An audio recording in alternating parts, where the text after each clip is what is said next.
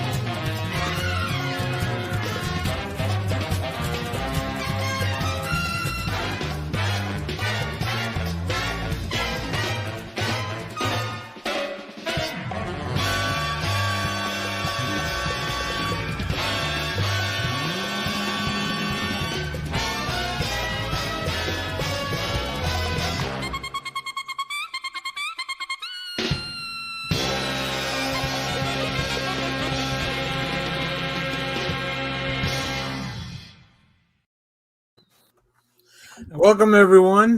Hey, now. We're back. We got somebody watching on Twitch. Hey Dinesh, how are you? Oh wait, I meant to put this one on. Yeah. I was like, I should change my name to Twerking Thanos, but Yeah. I'm gonna stick with it now. It reminds me of that dancing baby that used to be on 35. You know what I'm talking about? In that hotel. Yeah. From Ally McBeal. Yeah. Oh, just so wrong. So Cool. very wrong. Welcome everyone. This is our so this week we hit 400 subscribers on YouTube, which is insane. Just trying to think that in March when we started doing like everything with the channel, we were at 32 people. So it's pretty exciting. So yeah, welcome everyone. Today's gonna be just a celebration of us getting to hang out. We hadn't been able to do a show in a while, and I'm very excited. Thanks, Dinesh. Yeah, we worked very hard, and have a lot of friends to thank for that too. Like we've just so many people that support the channel. But yeah, we just want to hang out, catch up. We haven't seen each other in a little bit. There's been a lot of content. Like there's so much media out there. It's fucking insane. Yes, absolutely. And there's more coming. So yeah, let's just get right into it. Like you guys, let's just go around the table. We'll throw something out that we've seen, done, watched. I do want to start. Actually, I want to start with Kyle because we had the Dallas Comic Show yesterday or this weekend. Is the Dallas Still going on.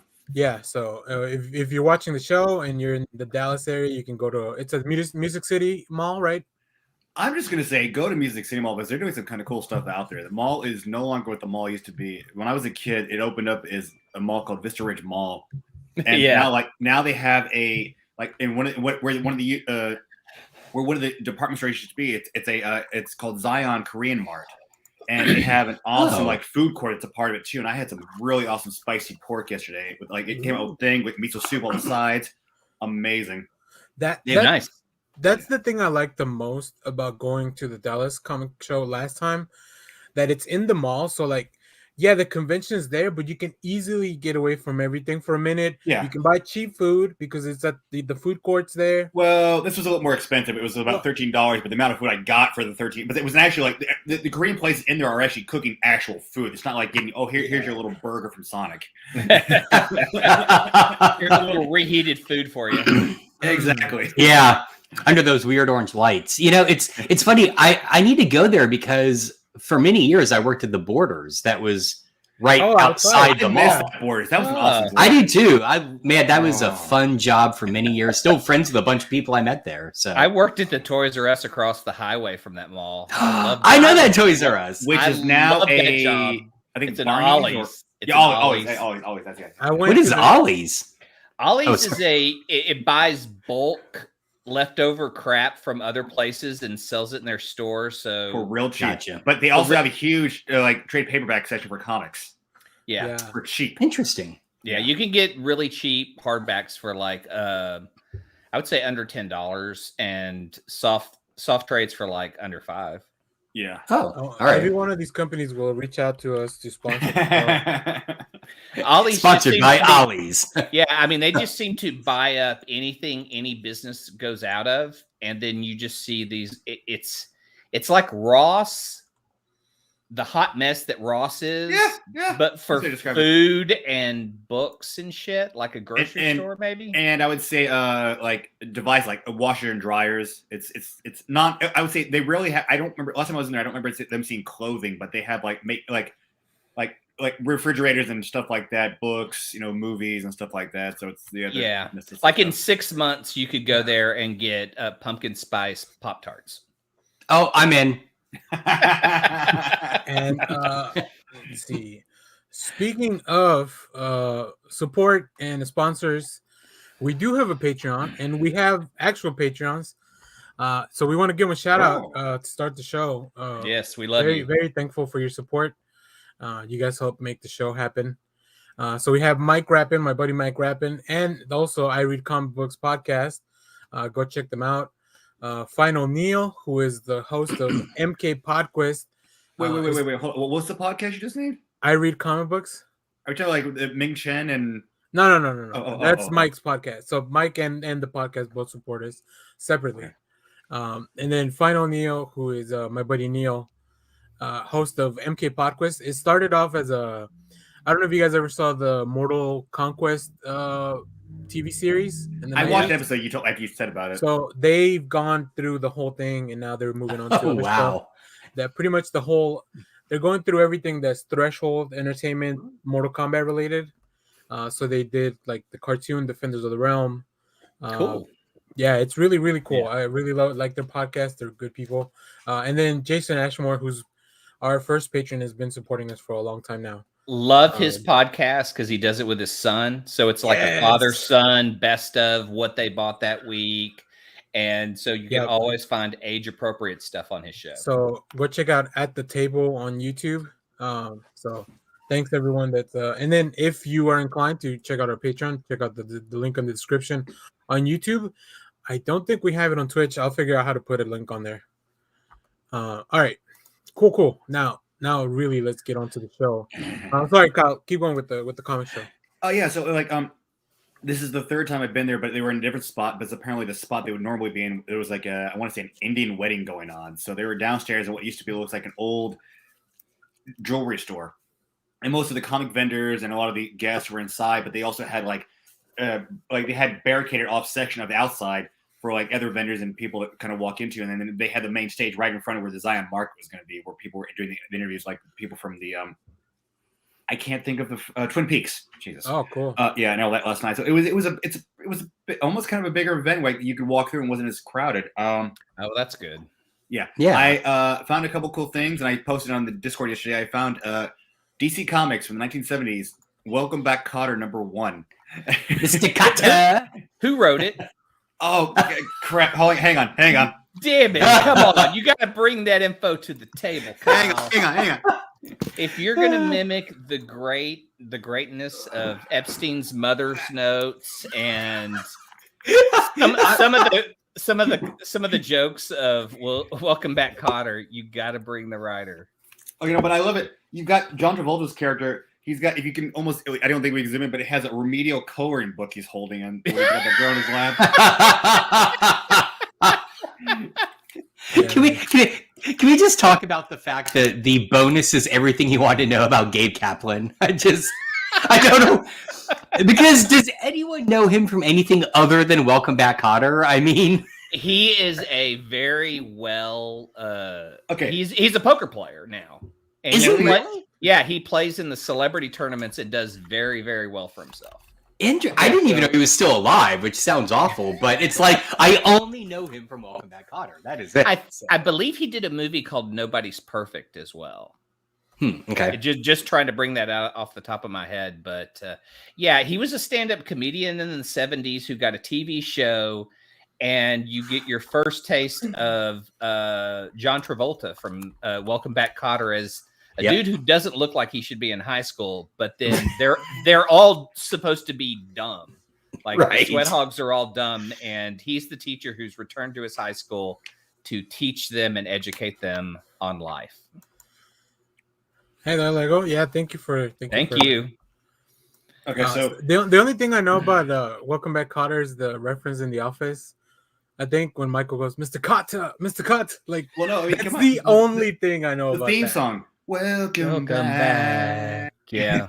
Oh, okay. They were actually scheduled to reboot this with Ice Cube as Mr. Cotter. Oh, I don't know about that. so the writer is Elliot S. Maggin, Maggin. Elliot Ness. That's got to. Oh, sorry, go ahead. No. The artist is Jack Sparling and Bob OKSNER Oaksner and Joe Orlando as editor. Can't help you. Okay. Yeah, I got nothing. This was the official release date for this was 76, November 1st, 76. Oh, that's a gift right there. That Clay put in there. I'm gonna. Oh, sorry, Clay. Go ahead. No, it's just very interesting to look at all the comics that got adapted from like live action properties like that. And sometimes they choose to go with like live action, like a lot of Key and Dell comics would use live action to draw you in, and then you would get the art inside. But they put Welcome Back, Kotter as all art on the front, which is an interesting choice. Well, I'm gonna this. It's the first thing that came to mind when you posted that, Kyle. I'm gonna make just a random off the wall recommendation, which is a unfortunately long lost podcast I loved called oh shit, hang on. Mystery Show. Okay. And the concept of it was every month someone brought the host a new mystery, and then she just deep dived into solving it. And case number 6 is the mystery of the Welcome Back Cotter lunchbox. And it is fantastic. It's really good. I'll post a link in the show notes for everyone to check it out. It's a wonderful episode. I'm so sad this show didn't continue. I love Welcome Back, Cotter because they started counter programming for it. Do you guys know what the counter programming for Welcome Back, Cotter was? God, no. Go away, Cotter. Facts of Life. Go away, Cotter. Really? And I guess, I mean, which would you say won? I feel like Facts of Life won, right? Well, I feel like it ran longer. It was supposed to be the opposite. You took these dumb guys in high school to a girls' school where they were smarter and stuff. It was interesting though that was the origin of that show. Though is we're going to look at because it was so successful. Obviously, when you get a comic book adaptation, I don't know many failed shows that got comic book adaptations. Well, I don't know if you count them like failed, but like when you think about it, like shows like The Honeymooners, The Munsters, and The Addams Family only ran one season, even though they had multiple episodes, but they had comic books also. But they are in heavy rotation. True, so true. you would always see them. And again, we have to remind like the youngins out there, like we're going back to when you had 3 cable or you had 3 network stations and no cable, and those were your choices. So So entertainment was huge and big back then. I do. You know, the counter programming makes more sense now because that explains why in the first season Mrs. Garrett had a mustache. I always wondered about that, but there's very much a. But if there was only so few stations, what did you do if you just wanted to watch The Office like at any time? You didn't. You watched shit live, and that was it. No. You structured your life around when stuff aired. With the invention, with the invention of the VCR, you recorded every damn episode you could and just replay it on the damn tape. Okay, yeah, no, that's true. And I remember as a teenager, it blew my mind when I got a VCR, the first VCR I think I got for Christmas, and I discovered it had a feature where it would tag the tape when commercials started, and I could just hit a button on my remote and skip all the commercials. And I was just like, boom! I was like, that's amazing. My life has changed forever now. And now it's pretty common. That's a question for you guys. I don't know about this. Yes. It was a comic. Yeah, it was a Charles Adams comic in the New Yorker. And of all places. Yeah, the New Yorker. and now it's a CGI animated feature starring Oscar Isaac. Which I watched the first one. It wasn't that bad. I need to watch it because the thing the CGI one does is it pulls their look from the Charles Adams comics. comics. Yeah, but they Um, make reference to the actual old TV show with John Astin. Oh, do they? Yeah, they actually do like a sequence, I think near the end, where basically they have all the characters and they're playing the original TV theme, but they have all the CGI characters in the spots of where the real people would be. Yeah. And they even go da da da da. You know, I wonder if the reasoning for that was likeness rights. They could go directly to the Charles Adams estate to get the likeness rather than the actors, every single actor that played in the show. So I got a question for the panel.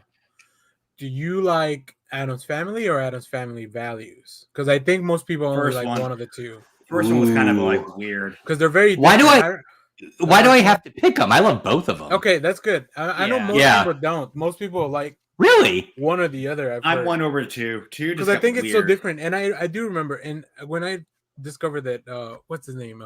The uncle. Fester. Yeah. He was Christopher Lloyd. I was like, what?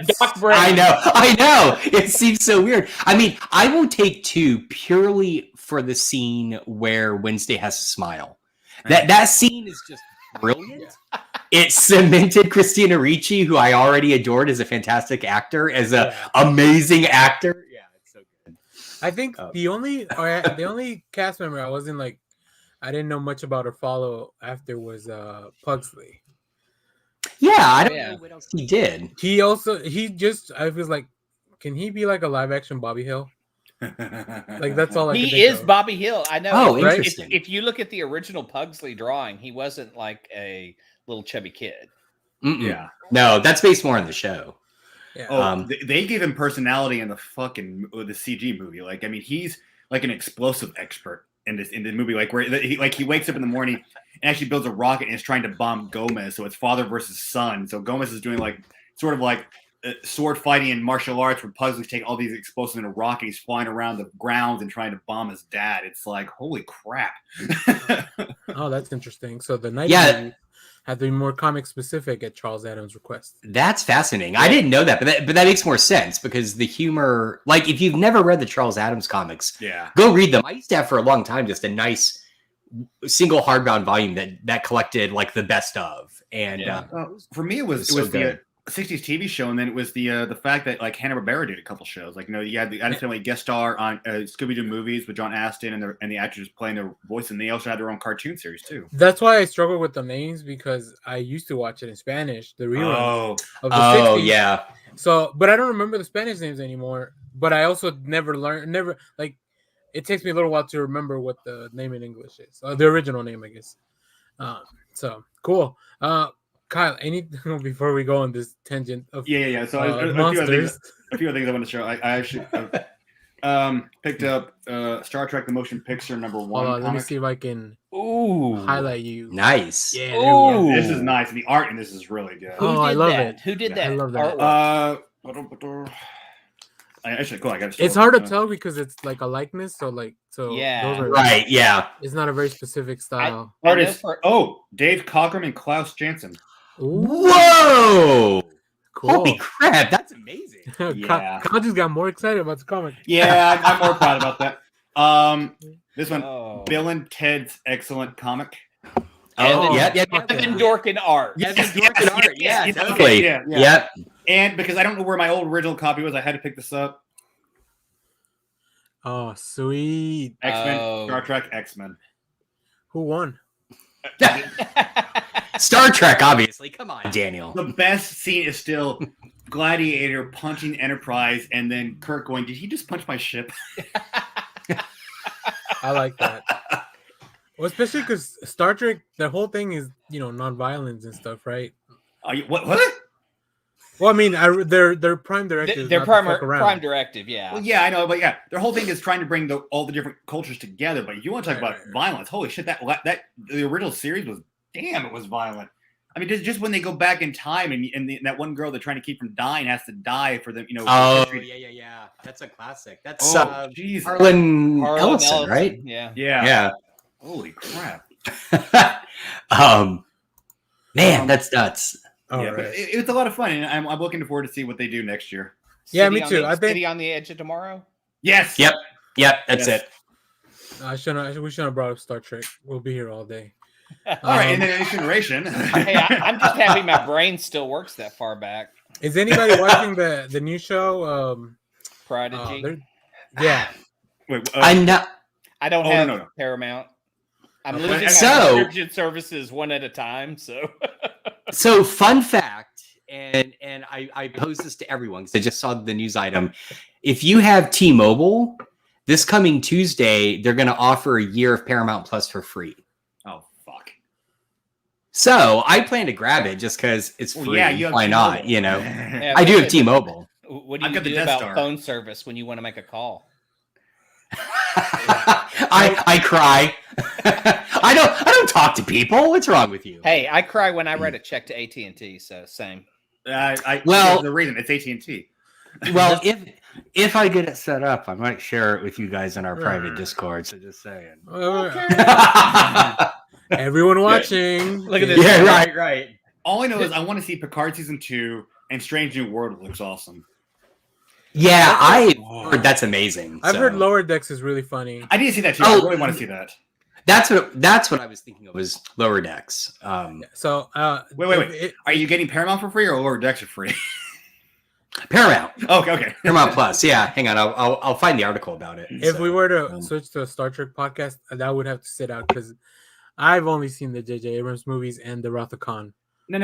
That's enough. That's enough That's to it. get you started. We're here to educate you. Oh yeah. This is an Oh, okay. educational podcast. I could bring you, I don't know, man, 5 episodes that I feel are essential Star Trek. I can bring you everything. I mean, in the last year, I rewatched. I don't know, DS9, Voyager, Enterprise, and all the movies. I just rewatched. I used to watch the one with Captain Jane. That's Voyager. Jane. Oh, Yeah, that yeah, one. that's, That one used to be on UPN, like I don't know if it was the reruns. And I mean, it may have been. No. It aired on. It aired Did it air on UPN? Yeah. It aired. Yeah, it was you. Okay. It was Jesus Christ. It was UPN, I think, near the end. Yeah, I it was. like the plane going down motion. It's like UPN and the WB. CW. Yeah, when Buffy was also on UPN and stuff like that. Well, But, Voyager. I mean, Voyager left in 2000. Then he brought Enterprise in 2002. Enterprise was the one I knew came after that. Oh, I'm still. That's my favorite. Yes. And people hate Enterprise. They shouldn't. Now, I will give them. I will give them rights for the. I will give them every right to hate the ending of that series. What they did in that last fucking Yeah. episode. Oh, fuck you. They fucked that dude. But they tried to retcon it in a book. It was Nobody reads really books. bad. Yeah, no one reads extended Star Trek universe. No. Daniel, if this becomes a Star Trek podcast, my great shame is I don't really know that much about Star Trek. So Oh, wow. Maybe a Jack we'll Button. be evenly split. So Future Star Yeah. Trek episode, and I'll plot it out.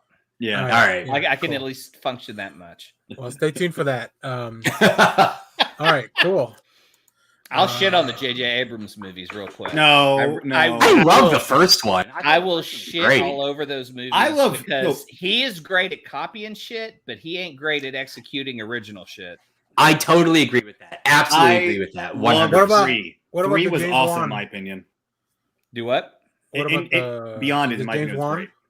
James? The third one is James. Lynn. Is That's right, Jamie Lynn. Yeah. Justin Lin, the Justin director Lin, of the the Fast and Furious director.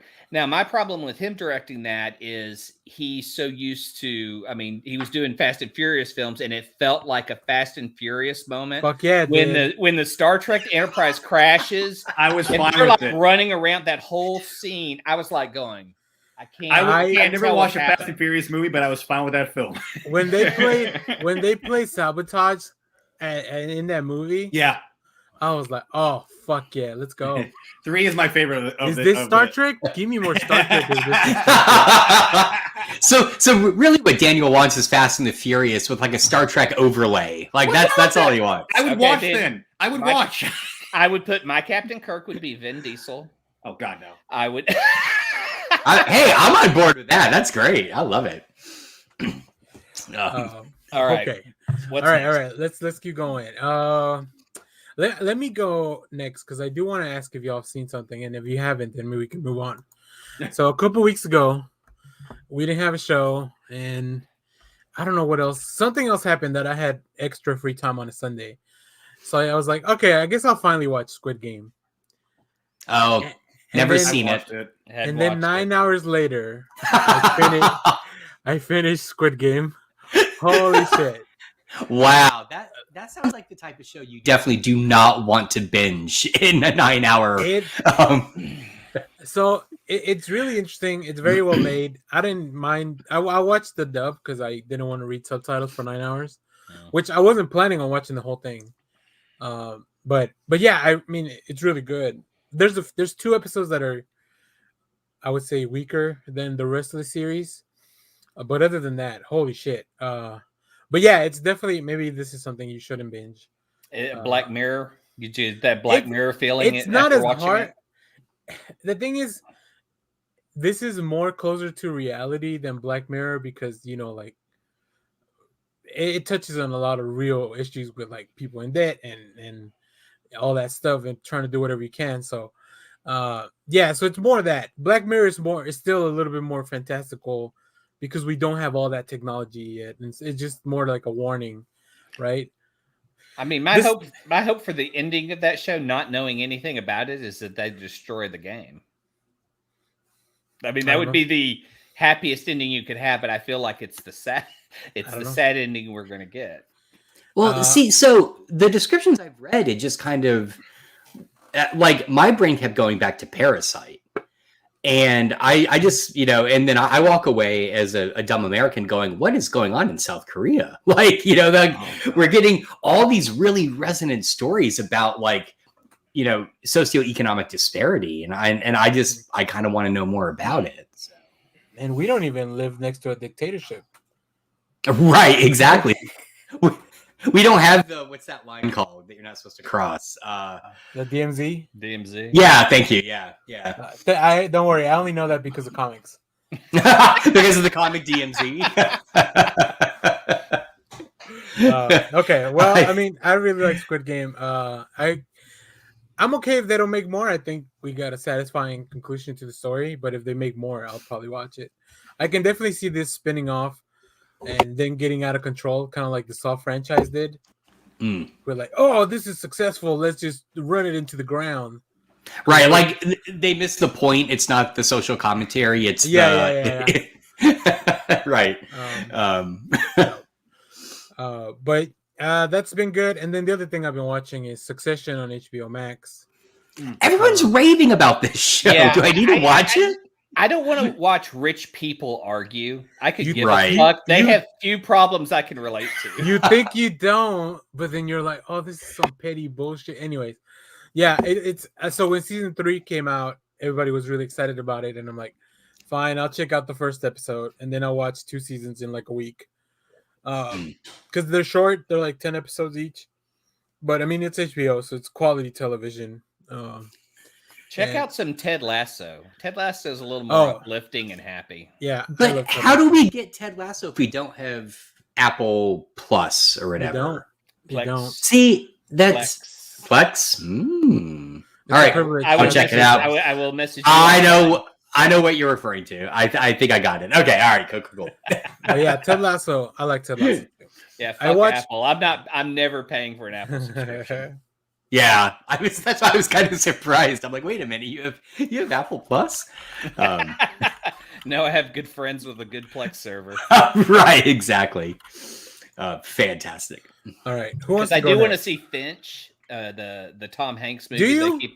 I kind of do. I hate it because it's on Apple, but part of me wants to see kind of that. I feel like it's a revisit to Castaway. I like Tom Hanks, but this I don't want to see him with Chappie run around. Well, I feel like this is still his volleyball, but it's just a talking volleyball. It's a robot and a dog. Okay. No interest from anyone on that. Just because not really. It just looks like a survival film of a guy isolated and alone trying to. Yeah, exactly. Okay. Yeah, it's on Apple Plus, right? Yeah. No, I'm kind of done with any survival post-apocalyptic thing, just because we're living it right now, and I don't need that in my entertainment, right? I think that's why The Last Man got canceled. I had the exact same thought, actually, that it is very much built around, no matter how good the show is, that story is from what, the mid 90s? No, maybe the late 90s, 2002, I think. Okay, so Okay. early aughts, but I was working at Lone Star when that book came out, I think. okay, but it's just like, I don't know. I don't need to watch that right now. Maybe that's why Ted Lasso is such a big hit, Yeah. Well, that's why I can't do Squid Games. I don't want to watch. I mean, that's why, like, I put in my fucking list. I was watching the reboot of Doogie Howser on Disney Plus because I needed something like uplifting and heartwarming to get through. It's a lot of fun. It's got a lot of heart to it. I think Josh and his daughter would have a lot of fun maybe checking out the series. Really? Okay. Yeah. So it's not so much a reboot in the sense because they even say they call her like she's a 16-year-old medical prodigy. Her mom is like one of the head doctors at the hospital. She works there, but they call her Doogie. They actually make reference to the show Doogie Howser. They like say she's like the real Doogie Howser, and that's why they nickname her Doogie in the series. But okay. It's set in Hawaii, and Jason David. Oh no, it's Jason David Lee, or no, not Jason David. It's the actor who played Bruce Lee. Bruce Lee, the Dragon, the Bruce Lee story. Oh shit! I can't think of his name, but he plays her father on in the show. I just keep wanting to say Jason David Frank. I know, but it's not his first time playing a Disney Hawaiian character, because he played the boyfriend for Lilo's sister in Lilo and Stitch. Oh, okay. Oh, okay. Yeah, but it's a lot of fun. Like it kind of embodies the original series. Like she goes through, has to figure out stuff, and then now she's on her like MacBook laptop typing out her like small diary at the end of the show. Doogie would be on the original huge ass monitor. CRT. Exactly. Does she have a friend that climbs through the window? Yes. Yep. Ah, nice. Who's in love with her brother? Okay, makes sense. Yeah, but it's just a lot of fun. It's done well. It was something where it was like, I need something positive and fun outside of all the other dark bullshit that's going on right now. And it was just I binged about 8 episodes and I was like, oh shit, okay. Yeah, I'm the fact that why got canceled is the reason I haven't finished watching the first season. Now, would y'all consider The Last Man on Earth, the show that was on Fox with Will Fortnite? Will Forte. Oh, yeah. Now that's post-apocalyptic, but it's funny. But it also came out before lockdown, didn't it? Yeah, it did. Yeah, I don't know if it would play well, but no, I would be interested to see people who would watch that, because, I mean, but then there is this weird thing between him and Jason Sudeikis. He meets his brother during the show, Jason Lee Scott. Jason Lee Scott. Yeah. And so it's just kind of a weird show because it's just been on humor. And so when you have the world, where would you go live? And what if you ran into people and those people were fine and you guys just could go to the White House and play hockey in the White House? And like they do dumb things that I think are funny for a post-apocalyptic world when there's like a dozen people. That show probably would have fared better now than Why the Last Man, because at least Last Man on Earth was more of a comedy, whereas Why the Last Man was not a comedy. It was it has a lot of social commentary about what women have to do after men are gone. Yeah. And there's a whole episode or a whole issue where a woman who used to be a supermodel is now a trash collector, but all the trash is all the male bodies that are out and that they have to pick up. Wow. Because a model is so useless in this world now, all they can do is drive garbage trucks is what I got out of it. Well, I mean, there is something to be said about timing and humor, right? I if you give me a post-apocalyptic story, nice, that is funny, I'm in, because I feel like it's not making me feel all the terror and all of the sadness that we're currently going through, right? Like, I've been jonesing to rewatch Idiocracy because it just feels so prevalent right now. But there's also too real. I know, there's also something to be said about timing, right? Can you? I wonder if The Handmaid's Tale would be as much of a hit if it started airing right now No. as it did when it came out like 3-4 years ago, right? Or actually more than that. What, 5 years? I mean, season 1 came out right before, in my memory, right before Trump became president. So it's like it was like perfectly timed. Not that they knew anything, but I'm just saying. So. Yeah. Didn't they? Didn't they? But I can't watch that show. That looks like there is so many shows about social issues that are bummers that I just can't watch. I can't watch. I just can't watch Black people suffer anymore. There are so many films about, like, I'd love to watch the Colin Kaepernick story. I feel it's very important, and Ava DuVernay does great films, but I don't want to see sadness anymore. I'm really tired. Entertainment needs to build me up. Can I recommend The Harder They Fall? Because holy shit, that movie was fucking fire. I knew this was coming, and I'm excited because I haven't seen it yet. Okay. Sorry, Kyle, you were going to say something. No. I was going to ask because I almost feel like, and I feel bad for this, but it's just like, you know, after everything, like it's just a play off of what Clay said. You know, you're tired of seeing Black people suffering. And I agree with you, but I'm also getting to the point where it's like, it's almost a year and a half after all the stuff happened. And now like all these new TV seasons are bringing up the shit that happened last year. And it's like, I don't want to keep hearing about this. I want to get past all the crap that we dealt with last year and deal with like, I feel bad saying this, but I want to be like, I want to watch something happy. It's going to make me kind of like get past all this and enjoy life. Not like, but we need to address it in the real world. I know. I agree. I'm not saying, I'm not saying ignore it, but it's just like a year and a half later, you're bringing up all the shit that we already had to deal with last year. Why are we having to relive it again? Where it's, I mean, let's deal with it in real life. Don't push on us in our media when sometimes we need an escape from the crap that's happening in the real world. Yeah. So, and I too believe that programming is not for me. It is the opportunity for talented Black writers, directors, and artists to tell stories they've never gotten to tell before. Well, so it's not that I ever say like, don't tell a story. No. It's tough to watch it nowadays. Yeah, I mean, we still have like, you have was it The Neighborhood, which is got I can't even think of it. Cedric Tanner.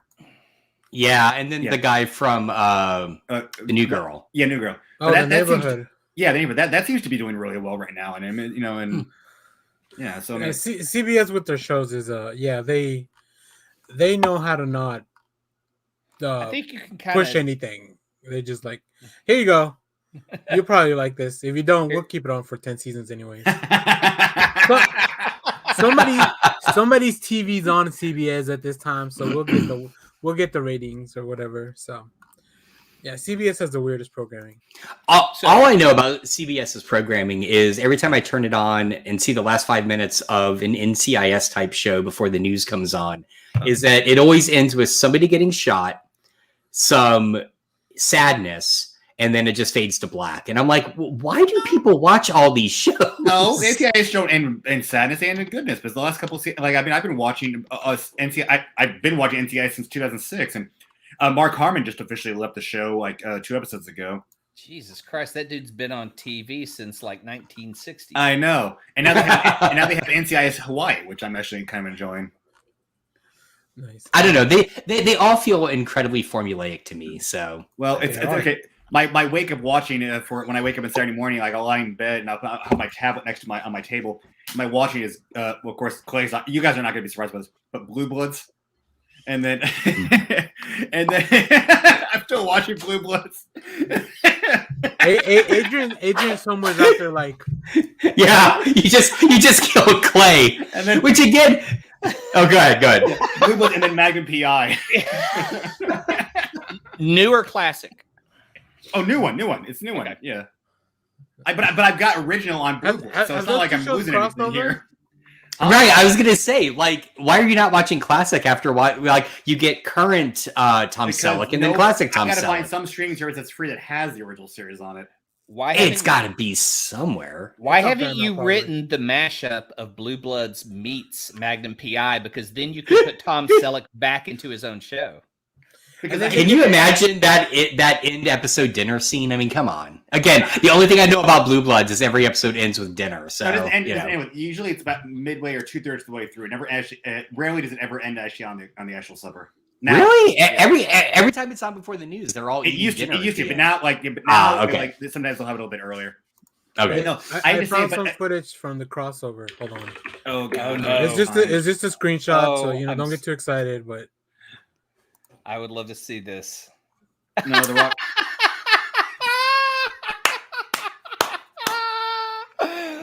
Daniel whenever wins Tom this episode. Selleck, yeah.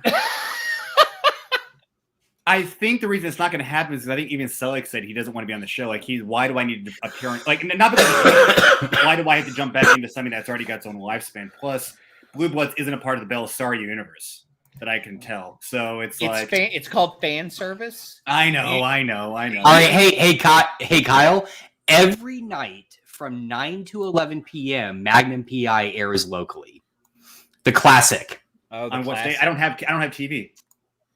Jesus. All right. Am I gonna have to record this for you? Hang on. Let me see what channel it's on. I bet you if you send him a VHS tape, he would be able to. It's on. I don't have a VCR. It's on channel 33.4 called Charge with an exclamation mark. All right. We need to get Kyle.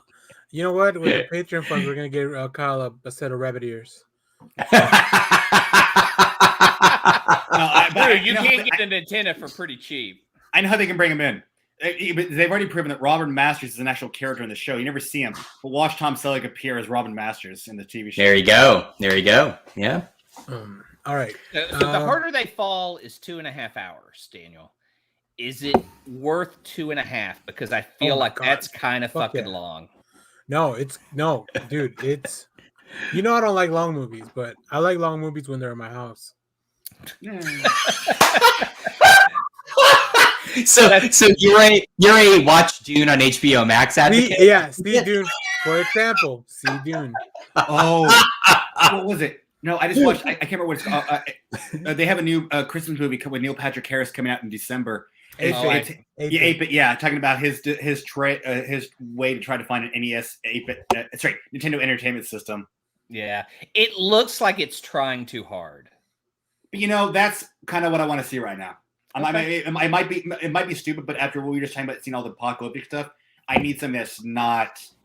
I need something that even if I don't pay attention, that I can just have on my laptop and just let it play and just kind of be stupid. That's kind of where I am right now. I continue to rewatch Superstore just for that reason because it's funny. Right. Yeah. I absolutely love Mark McKinney on that show, and there's not an episode I don't laugh really hard at. You bring that up, and I got to throw out new podcast if you guys haven't listened to it. Rob Lowe, and I can't think of his name, but he's one of the writers. I saw this. Parks and Recollection. Yeah. Maggie Lawson just announced a Psych rewatch podcast with Timothy Olmesen. Can't say his last name. But her and Lassie are going to be rewatching all the old Psych episodes and doing podcasts on them. And that is great because I know that he's had some health issues. Oh, yeah. He had a stroke. He's fine. He's fine now, but he had a stroke. He's fine now, but he had to relearn to talk. So, like when they were doing the last Psych movie, he wasn't able to be in it. I think they had set him up like in a bed so that he had like a heart attack or something. So they put him in like a rehab facility. Yeah, I love him. He is one of the greatest people to follow on Twitter because I've never seen someone who going through this puts out so much joy. No, so if you need that lift, follow him on Twitter. You can find. I'm sure you can find it on YouTube, but I can't think of the name. There used to be. You guys, I'm pretty sure you guys have watched it, but Kevin Rhodes used to do a podcast called Dignation, and I'm trying to think of what his. Yeah. But the other guy he did with I can't think of. Anyway, I don't. I'll have to look it up. But his partner actually had like his own production company for the longest time. And he's friends with Lassie, and they actually filmed this short. It's about 5 minutes, and it's basically he's playing an older Lance from Voltron. Where basically he has no power in the red line, and basically it's a drama, but basically it's so good. Yes, but he's like saying this is my last file from Voltron. We've lost some power, but anybody who finds this, Voltron will rise again. And basically, it's just him talking about before the power goes out in the red line. Yeah, his last moments in space. It is. Yeah. Wow. I mean, and it's just him, a camera, sitting in a cockpit. I mean, it's a simple set. Oh my god! But just him makes you want to go watch this live action Voltron movie that never existed? Alex Albright. Yeah. Alex Albright. Okay. Well, I will have to tell my daughter about this new rewatch podcast because Clay, she is a big Psych fan. I would say, when she's looking for something to just watch, it's going to be either. We've done such a good job as parents. She watches either Psych or Horrible Histories or Frasier. I'll walk outside and she's just watching one of those 3 shows. So how does Frasier get into her rotation? I don't know. We watched it with her once, and she just loves Frasier, so she watches Frasier. All the kids find Frasier and try her on Cheers. Try her on Cheers. You made that resonate with her. I know, but here's the weird thing: I don't like Cheers as much as I like Frasier. I know it's weird. I've tried. Daniel, I just hit eject. I know. I realize I'm in the minority there, but I've always liked Frasier more than Cheers. I've never seen Frasier, so I guess I'll remove myself. What? Dear God, man! How can you not want to watch a show about uppity white people in Seattle? I mean, come on. See, Josh, since you're talking about watching stuff with your family, why don't you tell us about the Sixth Sense rewatch? Oh yes. Oh yeah. So for Halloween, my wife really wanted to rewatch The Sixth Sense, and I've been wanting to re-see it, and we wanted to introduce it to our daughter. So we watched it. Josh, man, the kids use dead people. I know. Shut up. Spoilers. Yeah. Jeez. But a really old movie. Yeah, exactly. But it was outstanding. It's really I realized I had not watched it again since the first time. That's my new outro line, by the way. Uppity white people in Seattle. I think it's a lot. I like that better than the other thing that we say. Certainly. But I realized I had not seen The Sixth Sense since the first time I saw it.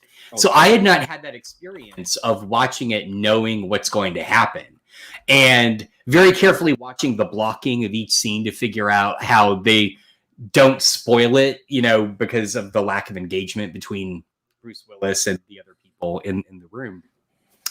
It's a really, really, really solid movie. The thing I find really funny is I didn't realize how abruptly it ended. In my brain, I remembered that he's talking with Haley Joel Osment, and Haley Joel Osment tells him basically that he's dead, and then you get the flashback. But that's not what happens. He basically he figures it out on his own. Yeah. And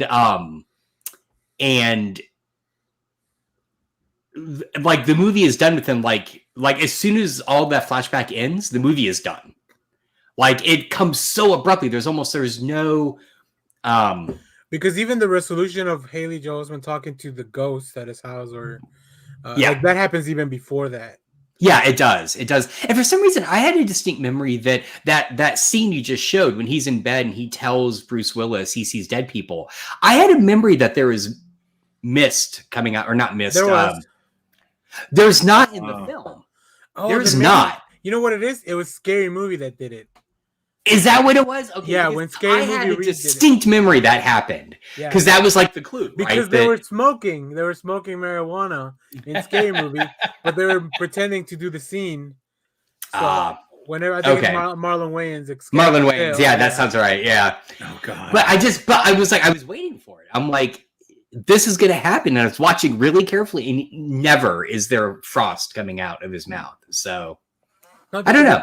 That would be a giveaway because whenever there's around. Yep. Yeah. It would, yeah. Now, how did you appreciate Toni Collette in this? She's been doing decades of horror, and that was really an early role for her. Horror. Oh my God, she's so good, and she's the mom in that, and she has that scene with the bicycle rider. Right. I mean, oh, good. No, I was just saying, was there any standout stuff for you really recognizing her? I mean, Bruce dominates the movie. Haley Joel Osment dominates that movie. She's in it for enough to just, blow you away. Right. I mean, I know her mainly from her non-horror stuff. So like the United States of Terra, she's really good in. Oh God, what's the indie movie with her and Oh, what's were his they? face from The Office? Yeah, Something Sunshine. Little Miss Sunshine. Little Miss Sunshine. So I know her from that. So to me, this role felt like setting up a lot of those roles, right? Because in every one of those, she plays a mom with young kids. But she's fantastic in it. She is so good, and I can't believe. Did she win any awards for that? I can't believe movie? she wasn't nominated for Hereditary. Hereditary, yeah. That was should have See, I been. haven't seen that. fucking highway robbery. Dude, I don't think you're ready for Hereditary. Okay, Hereditary that's- is one of those that if you're not a casual horror viewer, you're not ready. yeah. All right. That's also for me. That's a once in a lifetime thing. I watched the movie. I enjoyed it. I think it's a great movie. I'll never watch it again. Whereas Midsommar, I might be inclined to go back and rewatch it. See, they're both on the same page for me because they offer a lot of background stuff Yeah. that you don't see the first time. So, and watching it the second time and seeing the detail, but I really recommend if you need a good scare, Hereditary will fuck you up. Yeah. I mean, there's no other way to talk about that movie other than you're going to have some nightmares. It'll be with you for a few days after the film. You'll be thinking about certain scenes. That movie is awesome. Midsummer, I need to see Midsummer. I love the recommendation in the sense that go in, don't watch anything, just watch the movie. Yep. And then go watch maybe a YouTube where someone breaks down a lot of the things you missed, and then go watch it again. But it's a lot to take in too. That's a heavy, heavy movie. You go in, that's so emotionally draining, more than any other horror movie I think I've seen. Yeah. Interesting. Cool. All right, let's keep hopping around here. Let's see what I'm just looking at y'all's list. Yeah, that was something. You know what? I think we should talk. We need to talk Dune. Everybody seen Dune? Oh Nope, yes. I have no interest in it. Nope. Yeah. So you've only watched the old Dune. I tried watching the Dune, was not a fan. No, Josh, you've seen the old Dune. I right? am still only halfway through, but because again, I take forever to watch stuff. But I go ahead, Clay. Sorry. I know. I'm just so excited to talk about it. I just really want to get into Talk it. about it. I don't care. I mean, I have the David Lynch on standby for today. So, So I had never seen any Dune before watching the movie. And I won't go into the new one. Yeah, the new right? one. Okay. I never seen any Dune, read anything. I know Dune from just the zeitgeist, and I know it's inspired a lot of stuff. But yeah, I was very excited. I really, really enjoyed the film. I did see the documentary that was made about it, Jodorowsky's. Yeah, I did see that. That was actually. That is good. I do too. I rewatch over and over again just to see all the art that was created from it. Yeah, it's amazing. He was trying to make a 10-hour movie or something like that for Dune. Yeah, it's fucking insane. I need to watch and so I'll say this about as far as I am in the Lynch Dune, the costumes and the set design are just fucking incredible. I mean, even down to there's just a scene. Hello. There's just a scene where Cal McLaughlin's character is just walking down some steps, and there's some troops, and just even the stairwell. It's the most beautiful. It's like ebony baroque. I mean, it's just sumptuous. So even if you're this looks dumb, or I don't like the narration, which admittedly is kind of bad, or there's a lot of psychic dialogue between characters, which feels very heavy-handed, just turn the audio off and just revel in the look of it. It is beautiful. Yeah, I will tell you this. The first, I feel bad. I don't want to spoil anything for Josh, but you've seen the. No, it's fine. Go ahead. You've seen the first half, right? Yeah. Okay, so to me, the first half of the movie is Wikipedia with some cool production stills. that he's brought alive. Yes. Yeah. He has taken the history of the planet and educated you along with Timothy Chalamet as you go through it, and you just get giant cinematic. And that's what I feel I lost out on watching it from home. Other than HBO Max is a shitty app. It is the worst. Oh, it's so bad. Not on Apple TV. It makes Hulu look like Netflix. What? No, No.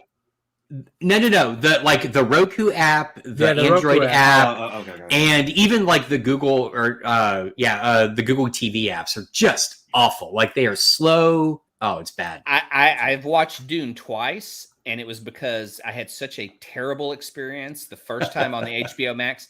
Like subtitles come on, and let me bring up some of the bad points of Dune. The women have such weak voices in the movie. The mother, Zendaya, they all speak in this soft dream state. Except the lady that's screaming in the song. Yeah. Exactly. I call those the Farscape themes because this music had two things. It was Blade Runner music, and then it was Farscape. You would have the Farscape music out in space, but you couldn't hear the women. So I turned on subtitles, and subtitles only came on in Spanish. So I started to learn Spanish from Dune while watching this movie. And then I would have to understand the plot, and I'd just get mad, and I would spend 20 minutes trying to figure out how to get them to English. Dude, that sucks. And yeah, so you stop down how long is the movie in total? 2.5 hours, probably. Yeah, I think. And just I was surprised that there was gonna be another 4-hour film. Yeah, and it would just lock up and freeze. I was really OG. Picard. Well, and something else HBO Max does is when you have subtitles on, it will every third subtitle it will show double. So it's like, so it's taking up like 80% of the screen. It's just like, for fuck's sake, that's like wild. Because I have have not had that experience at all on the Apple TV. Like, I think Apple has really high standards for their app. So that could be. That makes also, that makes sense. On Apple TV on HBO, you can customize the font and the size of the subtitles and all that too. That's a lot better. Still not giving them my money, but they have such a problem with the voices. That's fantastic. Well said, G. The dialogue was just so weak, and it was so hard to hear that we had subtitles on, and it ruins the look of the movie. Because the first half of the movie is literally like, here's a giant fucking spaceship, voiceover, and then they describe everything. Yeah, I mean, it looks incredible, but the first half of the movie, you're learning. Now, when I rented Dune, when it came out on VHS, you got a book. And the book was pretty thick, and it gave you translations of what everything was. So it explained spice, worms, the families. You could flip through the book, but you had 2 VHS tapes you had to watch if you wanted to see the entire David Lynch Dune. Like Titanic. That came in that big Oh, that's right. Yeah, I did. Or I think technically Saving Private Ryan did the same thing. Yeah. And so he packs it in so well in the beginning to show beautiful landscapes, other worlds you've never seen, and he uses those moments to just explain everything. So while you're in awe, you start to understand what spice is and the importance. Yeah. He shows he doesn't tell, which I think is often lost on the Lynch Dune. I also want to give props to the fact that it's 1984 and the design of the computer screens is really good. Yeah. Like really, really good. And I was trying to figure out how they did it, because this is it's like the year after Tron. I mean, it's and I know when you look at, for instance, around the same time, the Hitchhiker's Guide to the Galaxy TV show was using a lot of it. On Hitchhikers, it was all hand-drawn animation, made to look like computer animation. Yeah. And so I wondered if that's how they did it in Dune, because I can't fathom that they had computer CGI yet at the level that could generate what you're seeing. I mean, like those rotating planets and like the grids. I mean, it's really beautifully done. Yeah, I heard Kevin Smith talk about it because he's seen both, and he says he misses the narration from the David Lynch where it's just kind of talking and explaining everything, whereas the 2021 Dune just like it. Here's what this is all you need to know. So you may be missing out on some stuff that from the if you read the book you may be missing out on some of that explanation, but overall I felt like me and Paul were both learning at the same time. Yeah. Also, Paul, what a weird name for a sci-fi character, especially somebody 30,000 years or 20,000 years in the future, however long it's supposed to be. But yeah, Paul. Now Duncan, Idaho, that's a name. That's a name. I'm like, fucking Duncan Idaho's the hero, and he's gonna have a badass action figure. Duncan, Idaho. Duncan, Idaho. How is that not an Indiana Jones ripoff? That's what I want to know. What a fucking name. Has anyone read the book? Has anyone read Dune? I just started it. I've always meant to read it, and I've gotten as far as the first chapter. Which it looks to like that scene is in the movie. It's the scene with the box he has to put his hand in. Yeah. What's Aquaman doing there? I'm so confused. Best Jason Momoa role ever. I really okay. He's so charismatic. I mean, yeah, he's usually pretty charismatic, anyways. But I was talking to somebody who like he turns it up to 11. He enchants everyone, even when he's arguing. You like him. Well, somebody said the fact that like he apparently also isn't exactly very fit in this film. Like he's kind of let himself go a little bit for the character role. I haven't watched it, but like, not overly, but I mean, like the lack of beard. Yeah, he has a. But it's not. But he's not as ripped as he was for Aquaman. Is what they were saying. Like, they put him in a John Wick type situation, and it's just fucking amazing. And then you go, wait, how can you do that and more? Yeah, David Lynch. David Lynch. Never explained anything. Oh, really? Duncan Idaho. There's somebody who's hating on Duncan. No. Well, I guess G loves the book, yeah, so there's a disconnect. Yeah, I just want Jason Momoa to give me hugs like he did to Paul. Yeah, I mean, you want to hang out with him. Yeah, putting on a little muscle, aren't you? That's right. No. I will acknowledge though, if it's not true to the book, but they made it better for the movie, it helps it.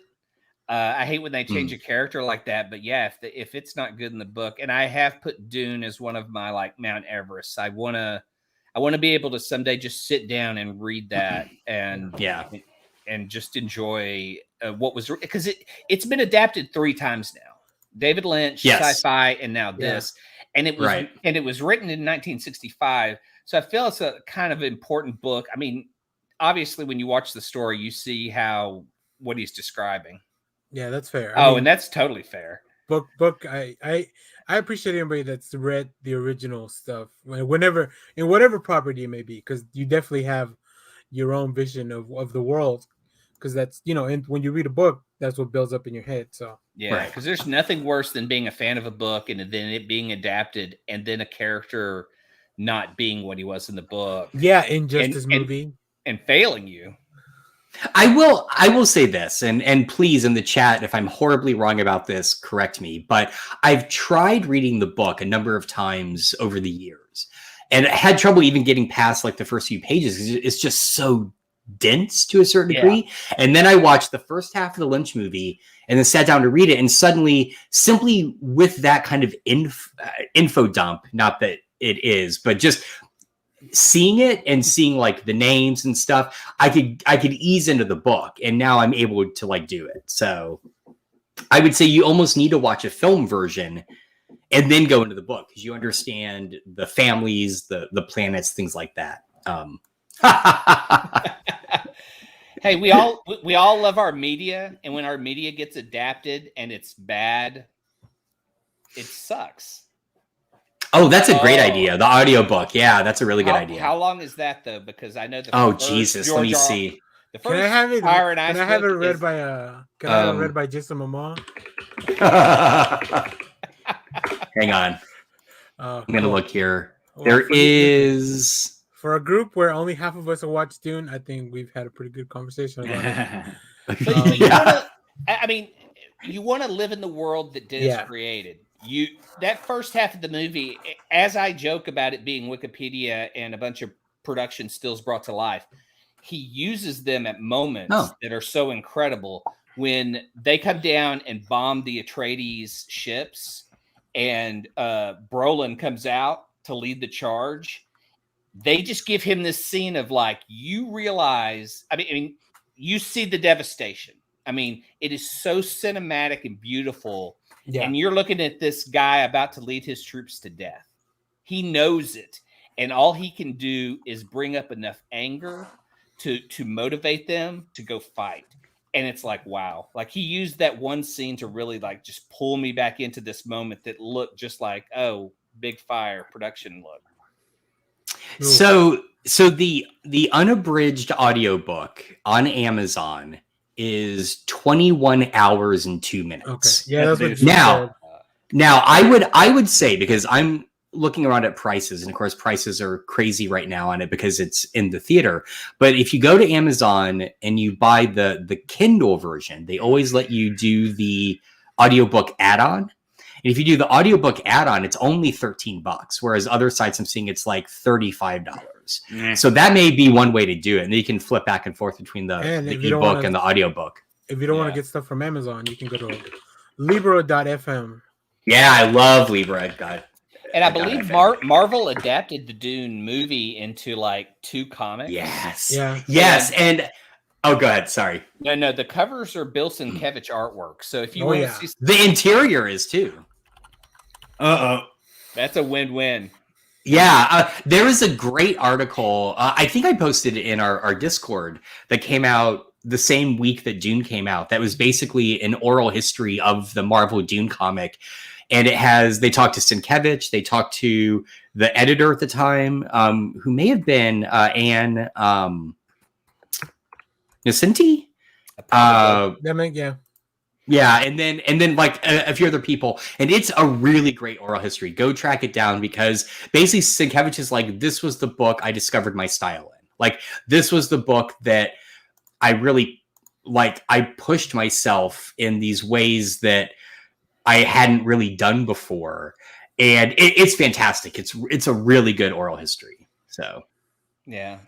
I am looking. Oh, good. Sorry. Now, since we are getting stuff from our friends at Boom to review, and they did send me Dune House Atreides Volume 2, so I'm catching up on that, so I can, because that's a prequel comic to. It all happens before the events of the book. I think it focuses on a young Oscar Isaac's character. What's his name? Paul's dad. Yeah. So I am interested in Mr. Atreides.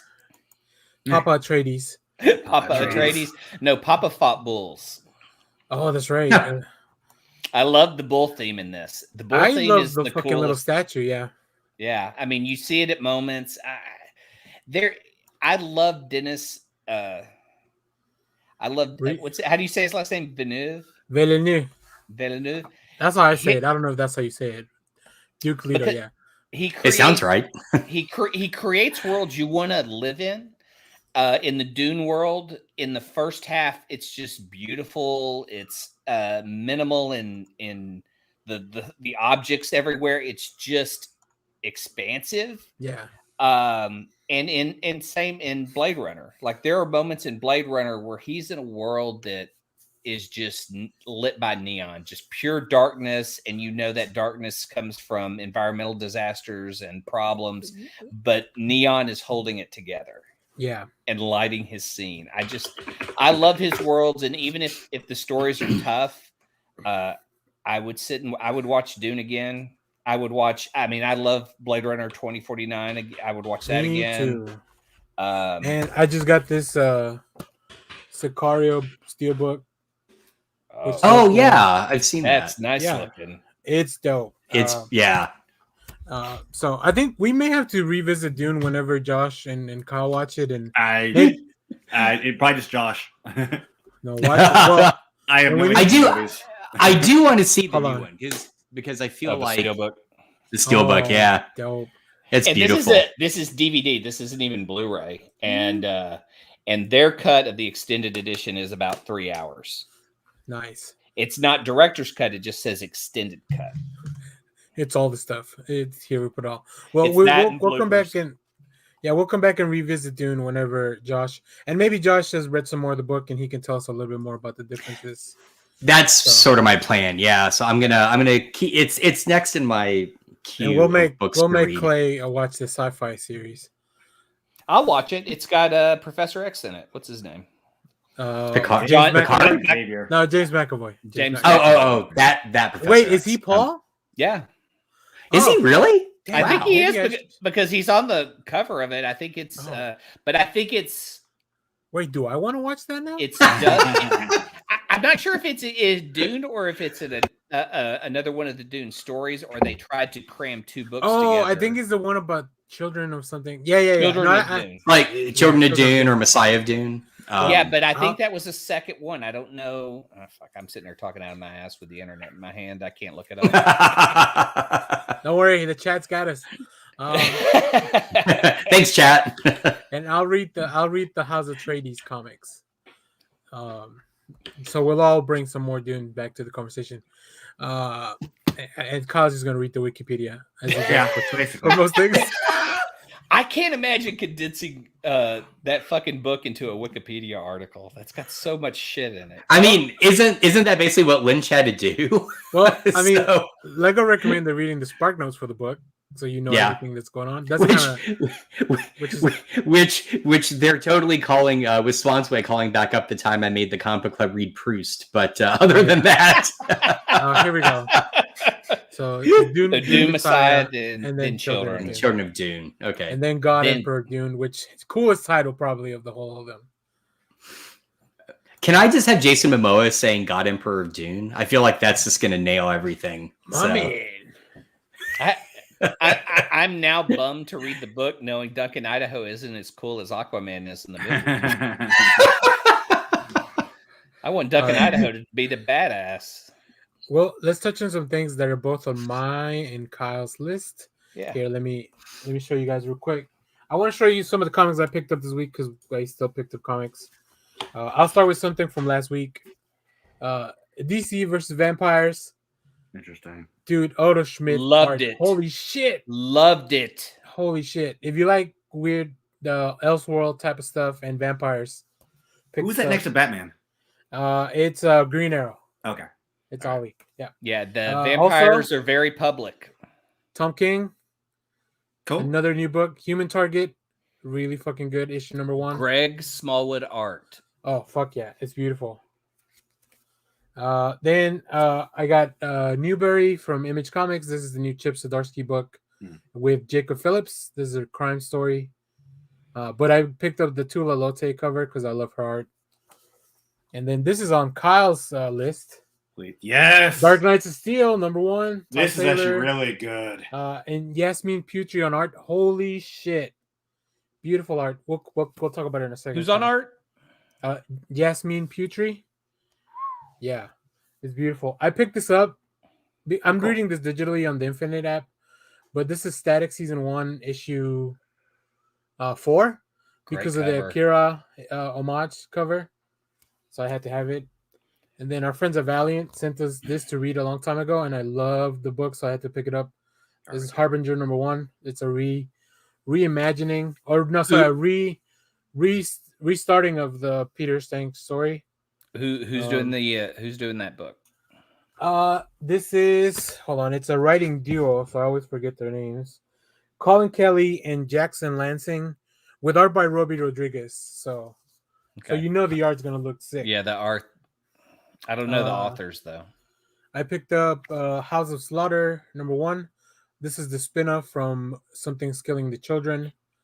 So if you want to see more about Aaron's story, this is it. And then A Thing Called Truth from Image Comics, which we also got to read in advance, but I loved it so much that I had to pick up the first issue. And then one thing I haven't read, but we're always trying to look into AWA a little bit more. Yes. It's called Knighted. You might have also seen the cover that looks like a Dark Knight homage with some like a Superman-like hero with the lightning in the back. I picked this cover up because this looks more like the Batman of this world. But I haven't read this one. But I'm pretty excited because AWA has some interesting stuff. And Mark Teixeira is on art, and I had him I can't remember the last time I picked up a Tizera book. It's beautiful stuff. I think Yeah. he did Christopher Priest's run on Black Panther. So if you want to see some great Mark Texeira art, that Black Panther run is awesome. Now, Kyle, what did you think about? I know you got some other comics, so I'll let you talk about. No, them, you're fine. You're fine. I'm but good Dark to talk Knights of Steel, fucking amazing. Like it starts off with the destruction of Krypton. yeah, But instead of sending Kal-El, both Jor-El and Martha stow away in the rocket and land in like medieval Earth. And she says, he's coming. She's about to give birth to Kal-El. So basically, all these knights arrive and are shooting arrows at everybody. And he's like, "Why are you doing this? Stop! We need help!" And basically, Jor-El's power is activated, and his heat vision just blows away the whole of the knights that are trying to kill them. yeah. And so, they give birth to Kal-El, and then 19 years later, you find out that basically Jor-El and Martha are basically you see this castle called the House of El. Now, And- don't give away the thing at the end. I think. Oh no, I'm not. Yeah. But it basically they befriended the king and queen there and they've died. And apparently there's another kingdom that's using what they call magic, but it's metahuman. So basically you have a young John Constantine who's visiting what's going on, and the king of that kingdom is Jefferson Pierce. Yeah. And it's Black Lightning. And so he's writing everything down. And you come to find out later that basically you have Bruce Wayne, who is the Dark Knight, and he has his band of Robins. I love that so much when the Robins. Yeah. I don't know that I've guessed. And then Kal-El is like the prince, but their powers have already developed, and so they're trying to go find out what they call the Banshee. And the Banshee is the Banshee you think is typical Superman metahuman. It's Black Canary. Yeah. And it's just, and I'll stop it there. But it's just, and then what so you find out about the relationship between Bruce and the L's and Clark and all that, it's a holy shit. Yeah, Tom Taylor, he just knows what he's doing when he's doing Elseworld stuff. Like, I like the stuff of Nightwing that's also like that's in universe, but anytime you kind of let him go loose, and then like I said, the art is so good. Like it just. Oh yeah. Yeah, let me see if I can show you one panel. If it's Tom Taylor or Donny Cates, it's going to be a fun book. I think we've kind of agreed that they put out the funnest stuff that you want to read. They set up the best scenarios. They create like awesome moments. Here, let me. Where's the mouse? That's the panel he was talking about with. He vaporizes all the knights that are shooting arrows. Load. Yeah. Wow. It just really fits the book. It's really good. Yeah. Kyle, you want to tell us about some of these other comics? Especially, I'm interested in the Authority special because that was a lot of fun. Yeah. So basically, it's taking right after one of the last Superman issues, where basically the Justice League comes, say, hey, after what you've done, you're no longer part of the Justice League, and we can't go with you to Warworld. Batman stays behind, says, I hear you have a new team. He leads them in to meet the new Authority. And this is the Superman Batman Authority special, where basically Batman, he says, I have files on half these people, and basically half them aren't even on our side. He goes, well, I've talked to them about what's going on. They're capable, and they want to help. So Batman's like, okay, let's give them the test run. So after some training, he goes, there's the Empire of or Shadow Empire, which is basically for another universe called the Dark Universe, or Dark Multiverse. Ra's al Ghul has conquered the Earth, so basically he's taken the team to go, and he thinks they're about ready to invade our normal Earth. So he takes Superman and the Authority to invade the Earth. And what's kind of funny is you actually get interaction between Batman and Midnighter, since Midnighter was supposed to be like the clone of Batman. So there's some fun interaction there.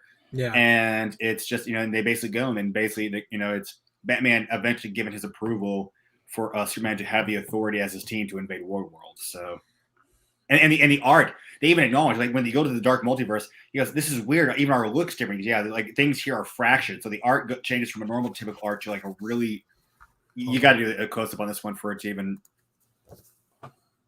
yeah. Wow. I love it. I love how it changes. That's cool. Yeah, it's an interesting book. Yeah, because it looks like this is just regular. Yeah. Right? House style, very normal. Mhm. And then the change to that other thing, that's cool. Yeah. All right. What else did I have? I also have Daredevil 35. Basically, you have this army of Bullseye is attacking New York City. Elektra dresses Daredevil is trying to help stop him, but Daredevil's been released from prison for help on some other stuff. Stops Bullseye. The cops are ready to arrest him, and then you have Iron Man, the Fantastic Four, and Spider-Man show up. It's like, no, he just basically stopped this whole reign and gave you guys what you need. And we may be looking at a turn where basically a lot of the superheroes of New York City are going to become deemed outlaws. So we'll see what happens. Basically, it's leading up to that Devil's Reign story that Chip Zdarsky's going to. And they're starting a new book in January where it's going to be both Daredevil, Matt and Elektra dressed as Daredevil, kind of defending New York City. Yeah, yeah. I need to catch up. I stopped right when Matt Murdock goes to jail, and the issue is Elektra taking over the mantle. Superman. I read Superman 78 #3 came out where basically he's given up, so Brainiac wouldn't destroy Earth, and so he's basically been captured. And you have Lex, who's now trying to become the new hero. I heard they use the shield thing from the movie. Yep. Like when he takes his little emblem and he comes that whole wrap. Yeah. The cellophane. Yeah. And then the other thing I watched that I don't know if anybody else has, which I thought ended really well, was Stargirl season 2. I have not watched it. Not watched it. I know. Sorry. I've read great things, but I just don't think the show's for me. So if you want to spoil it, I don't mind. I do. Yeah. I'm gonna say this: the new villain or possible new villain, and they actually show him in the last scene is we get Director Bones at the end of the season. Oh man, they're that dude Bones. On everything, huh? Yeah, they're going out, and basically you have the Shade who's sticking in Blue Valley, and now it looks like Huntress and Sportsmaster have basically decided to come back and have bought the house next door to Courtney's family. Eclipso, it's just everything they've been doing. It's been a real fun series. Interesting. Right. Well, I feel like we need to talk about this as well. I'm trying to keep track of time, make sure we have time to talk about everything. But yeah, I mean, come on. I haven't watched any episodes since it was season 1. Oh, well, Josh and Clay, you guys finished season 3, right? Yes, we're done. My dog is wanting out, so take me off. I'll be right back. Yeah, no, we watched it. It's amazing, and it ends on this. The last 2 episodes end on this really unexpected turn of events. Yeah. Which makes me mad because now I have to wait for like next season to figure out what's going on. But yeah, there's a lot. I really like this season because they kind of broke them up into 2 teams. We have Nadja and what's his name? Nandor. Oh, Nandor, yeah. Running the Vampire Council. And then I want to say Daytona. Oh no, it's Laszlo and Colin Robinson. Laszlo and Colin Robinson. And you don't know until pretty much the end of the season why they're broken up that way. Like it all kind of comes back, and it makes a lot of sense. I love when Nandor stops trying to be a vampire. Yes, that was great. It was so hilarious. Good. And can I just, it's so funny. I had to look up the actress that is playing the cult leader in that episode, and she does mainly voice work. Like she's a really well-known voice actress, and she was so good. I was like, give me more of her. She's great. She's good. What's the name that with the Vampire Council, the assistant? Kristen Shaw. Hazel. Yeah. Yeah, she's great. So I kind of get the impression that, and I'm curious how they're going to move with this in the next season. This isn't spoilery, but just it seems like the geographic scope of the show is expanding, right? Yeah. Because we had that one moment in season 3 where they get trapped in the hotel because the cleaning people like remove all their dirt, and so they have to send Guillermo, thank you, around the world to gather dirt from all their homelands. And so I'm just like, the show just does such amazing stuff with all the cast. And I was really impressed when you get the reveal of what happens at the end. You get a flashback to like the first or second episode of the season, and it's so clear that they just set everything up like beautifully. So Yeah, it's great.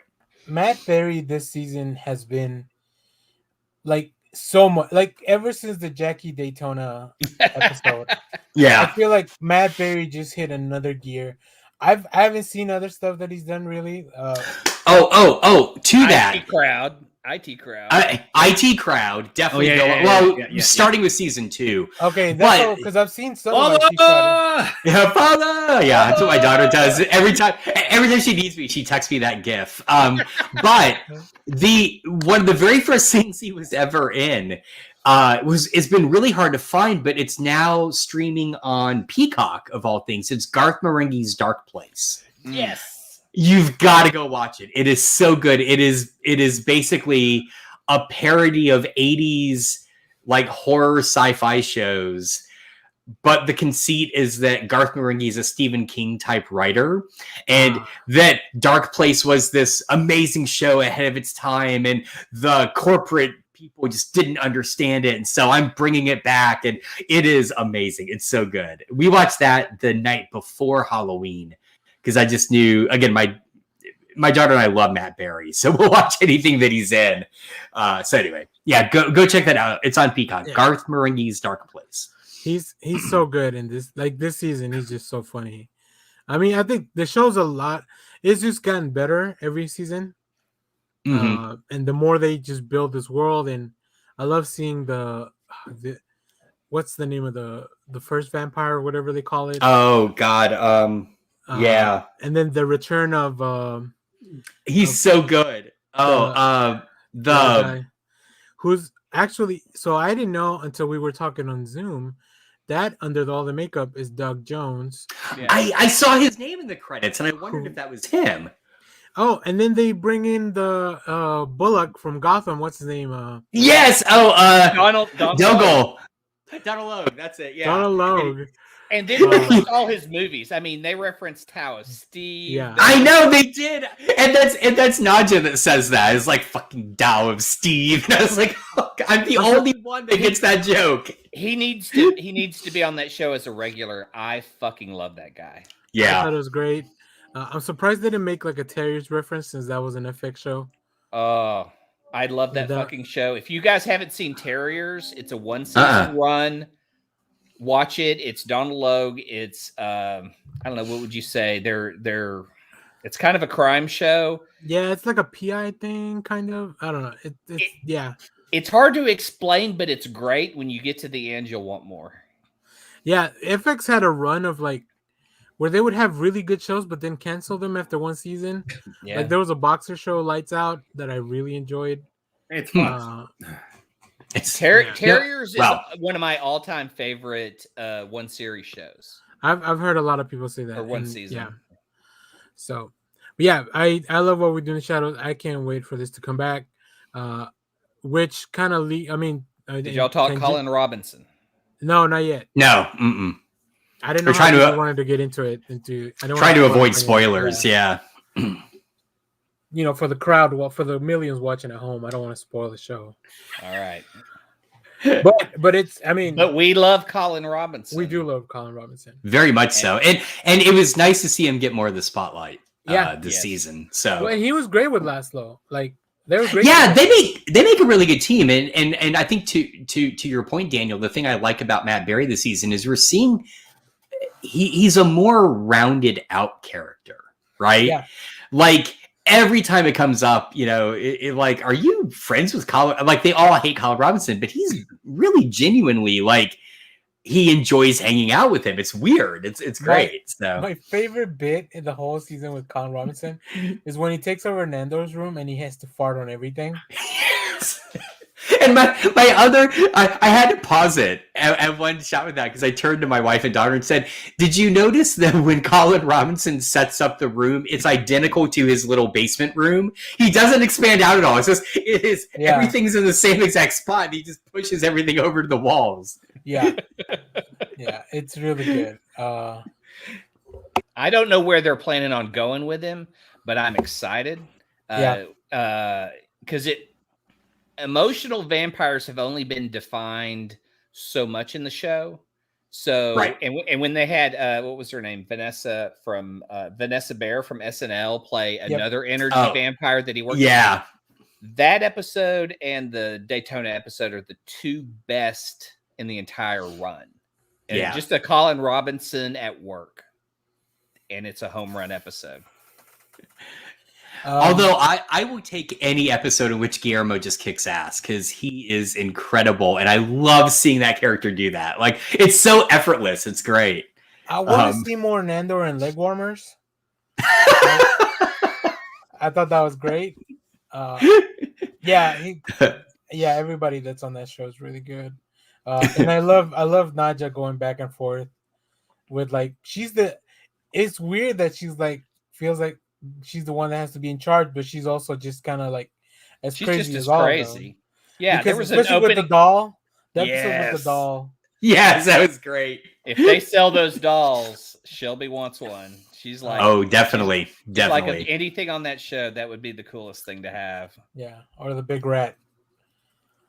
All right. So I don't know if or the topiaries out front. The topiaries, I would definitely take the topiaries. I do want to mention I watched Eternals, and I really okay. Is it I know the spoiler ending too? If you want to talk about it. Well, I don't know the spoiler ending. I'm fine if you want to spoil it, but here's my thing: the movie, like the majority of reviews I was seeing come up were terrible. Like they were just really roundly. So is the movie really that bad? Okay, no, that's what I was curious about. I really about. liked the movie. All right, good. And like, I know I'm usually a little more forgiving, but this was really cool movie. Like, it was definitely not your typical MCU movie. Like, that's good. This movie feels to me like a tragedy. Oh, like a Greek tragedy with the gods and stuff, because that's kind of what the Eternals are. Yeah. Right. Yeah. Also, I went in I really haven't read much Eternals, so like I didn't have any expectations of the characters. I think the ensemble, like the cast is great. I'm actually working on a video for the channel where I rank the Eternals. Nice. And just like how I like them. So stay tuned for that. And then I know you went thumbs down, Clay, but I really like both end credits. I don't think if we told, I mean, you guys know the spoiler end credit scene. At least one of them. Josh, do you know? I don't, but go ahead. It's fine. All right, hold on. You will feel old, and you will feel like, oh, this is starting to go another way that I don't really care for. Okay, interesting. Well, now I do want to hear it. So what? Yeah, there you go. Yeah, spoiler alert. Yeah, this is the end credit scene that I read online, and that Star Fox shows up, Thanos' brother, and is played by Harry Styles. What? But he looks good. That's the expression. But he looks great, and he shows up with Pip the Troll, voiced by Patton Oswalt. Yeah. That's nice. So that's like MODOK himself. MODOK and the Agent of S.H.I.E.L.D. and now, I mean, he's holding the universe together. But Harry fucking Styles is Star Fox. Who the fuck wants Star Fox? Who the fuck wants Harry Styles? Well, okay. Listen, I'll give you I'm gonna go with the first one. I would like to see Star Fox in the MCU. Harry Styles not necessarily have to play him.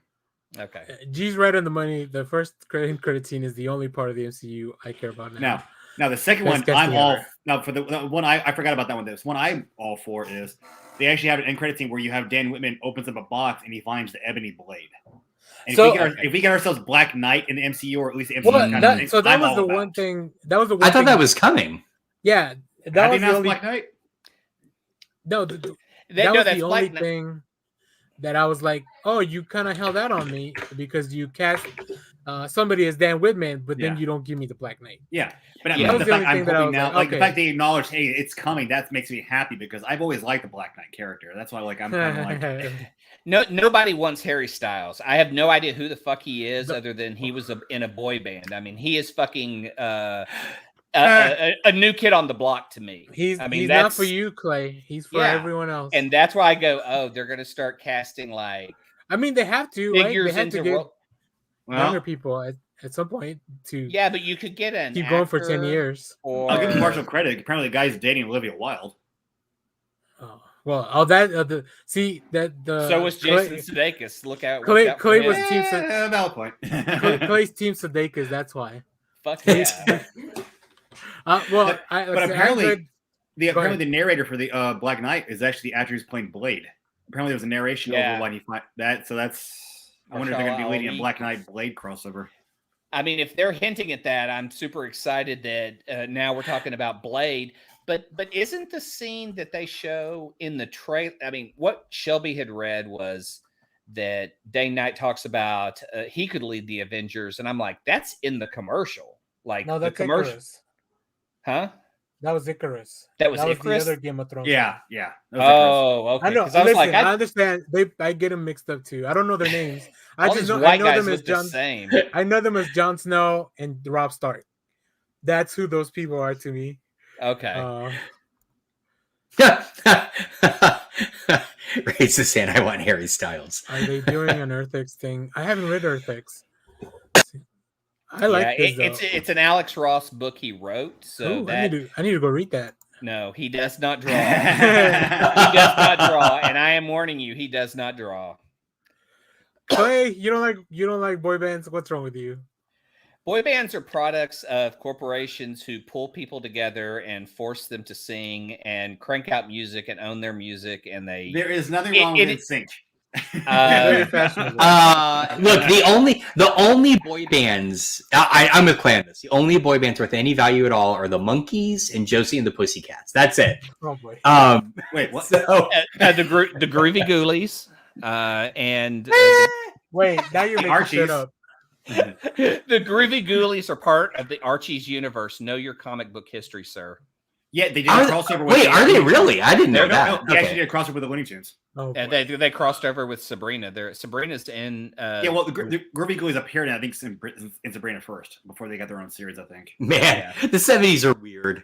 Yeah. So I read a review from a critic on Rotten Tomatoes that said this movie is like if all the characters were now this is like if it was an X-Men movie and all the characters were Cyclops.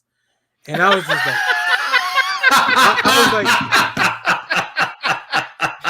I was like, which Cyclops, James Marston or that other boring guy? Well, regardless, I was like, sir, did you even watch the I'm movie? going to give credit to the new one. The new one was a lot. I think it was a better Cyclops than James Marston. Well, I liked Marsden. Am I weird? I liked Marsden too, but they didn't give him shit. That other guy sucked. That is true. I like the new Cyclops.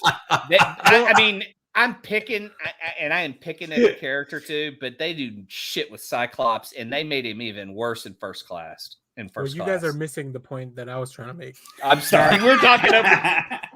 We can shit on Cyclops some other show. Mark that one in the upcoming list. Who's your shittiest X-Men? My point was like, sir, did you even watch the movie? How are you a Rotten Tomatoes critic? Like, what kind of review is this? This is one sentence, and I know that Rotten Tomatoes grabs Rotten like Tomatoes is bad, the sentence, but yeah, it's so weird that I don't know. I've read a few because I was thinking of doing a review, and I was like, I don't understand what the like. I like the characters. I like the movie looks fucking gorgeous. Like, the story is a little convoluted because you're dealing with 10 characters. Like, right? It's an ensemble cast, so yeah, it has to be longer, which is usually my complaint with movies nowadays. If it's longer than 2 hours, yeah. How long is this? I haven't looked. It's 157 minutes, so whatever that. Jesus, I'm gonna throw something down. This is where I think because you mentioned Pip the Troll. You're talking about Harry Styles, the Star Fox. How about the actor they just cast as Adam Warlock? Yeah, the dude from the Millers, Meet the Millers. Yeah, the kid looks like he's fucking 12. How is he supposed to play Adam Warlock? He's a great actor. You need to watch him. Oh my God, anything you watch him in, he's really fucking good. But he did the Bandersnatch storyline. Oh yeah, that was him. Yeah. In Black Mirror. That's really good. Isn't he in Dope Sick? There's an like, isn't he the guy in the like the I'll give it Very that. true. the commercials. God damn it. Cyclops. Never mind. Yeah. Ignore me. We got to do a Cyclops show.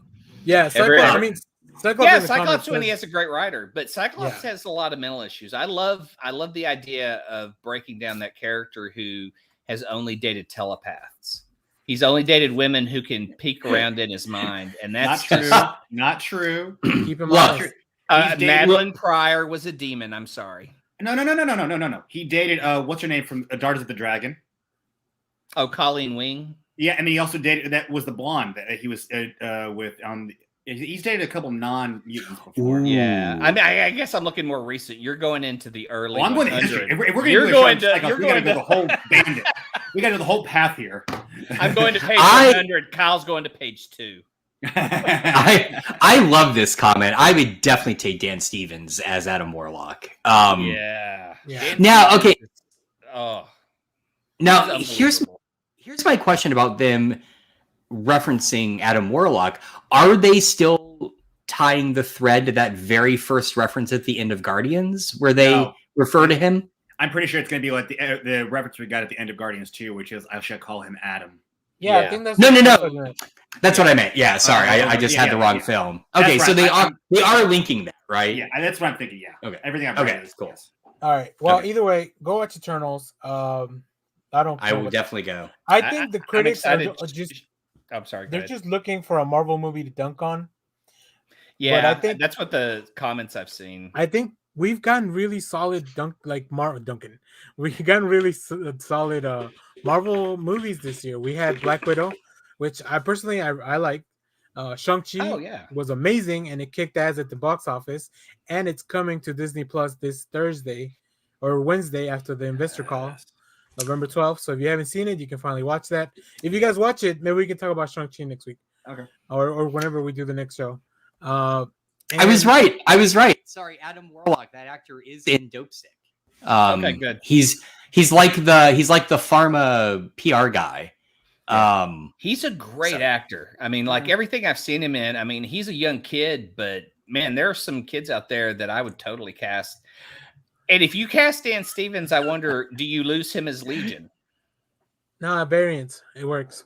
Variants. Fuck Yeah, and I feel like that's not an actual MCU show. It's its own thing. It's a multiverse now. It's over there. Yeah. Um, So yeah, good stuff. Yeah, Adam Warlock. Most excited for. That's cool. I'm looking forward to whatever that Guardians 3 movie is going to be whenever we get it. I know it's going to be a while. But in the meanwhile, we should get the Christmas specials. Is it this year? Next it's year. this year. Next year. Oh, it's next year. No, it's next I thought it year. was this Christmas. Well, I guess No, we'll just we're not have getting to- Guardians until next year. But he We'll was have still working to- on with Suicide Squad this year. That's right. Yeah, and he's doing Peacemaker. Oh, Peacemaker, January. Peacemaker. Oh, Oh, speaking of that, real quick, let's pivot Yes. into this because we didn't get to talk Ah. about it. Let's talk a little bit about DC fandom. fandom? I know that was a little while ago. Oh. But Peacemaker, we got a good look at that. I think that show's going to be hilarious. John Cena's found his shtick. Like he's got the character that's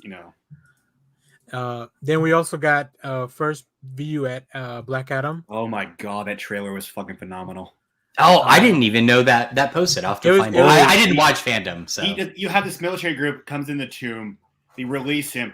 This basically, you just hear this boom, and you see like you don't actually get to see officially his face, but you see like just the huge body of Black Adam. But And then first thing he does, he oh. disintegrates a dude. Yeah. So he's not a good guy for sure.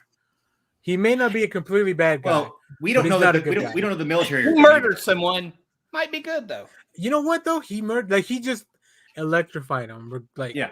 I know they Black shot Adam's him first. killed. Black Adam's killed Dylan before, and he's still counted as an anti-hero. So we don't know where we're going with him. And even in the comics, he's still like kind of like this fine line between. yeah, I know he's in the Justice League currently, but I'm excited for that. There's a few other things, but the one I want to touch on because I'm the most excited for. You guys already know the Batman. the Batman. Holy shit! the opening of that trailer was really impressive, and it made me excited for the Riddler, even more so than usual. Like I was already on board last year, obviously, right? Because they showed us the other trailer, the teaser, whatever you want to call it. Matt Reeves had this whole conversation about where he was going. But yeah, man, I'm so excited. And I was gonna bring it up when somebody said something about Little Miss Sunshine, because that's Paul Dano's also in that movie. Oh, right, yeah. Yeah, Yeah. he's the older He's brother. the Riddler. Yeah, and he's the Riddler. But I'm glad we got to see more Selena Kyle in this, like different Finally. aspects of Selena Kyle. Yep. I'm glad we got to see more of Colin Farrell as the Penguin.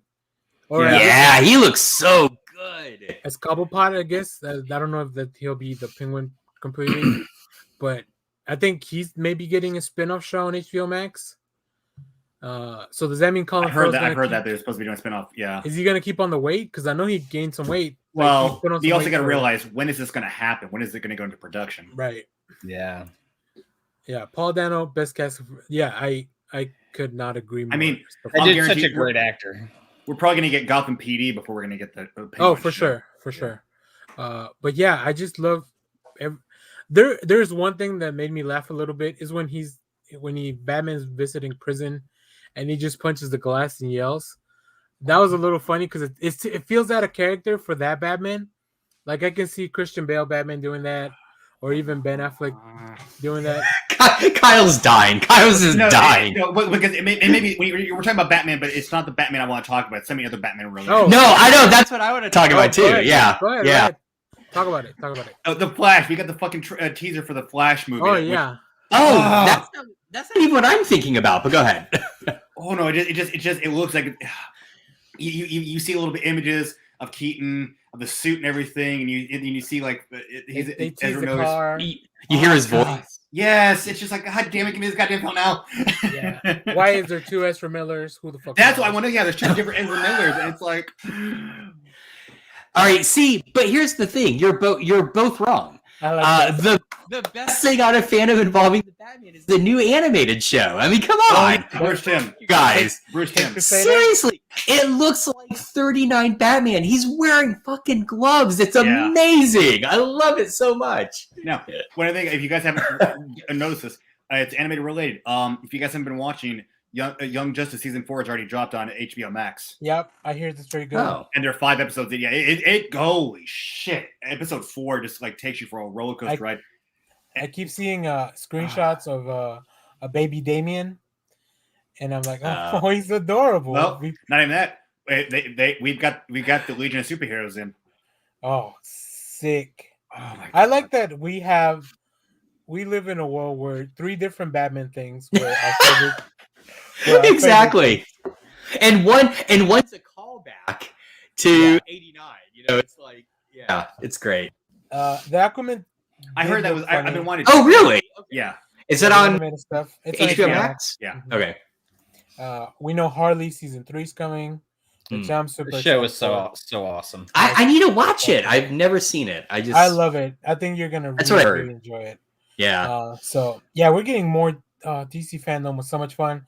You can go back and check out my 4-hour stream where I just live watched the whole thing. Yeah, I've Had got some a friends couple stop places I by. had to be at today. No, not today. I just for the viewers. Today. But, and then I did do a few trailer. Like I broke up and did some trailer reactions.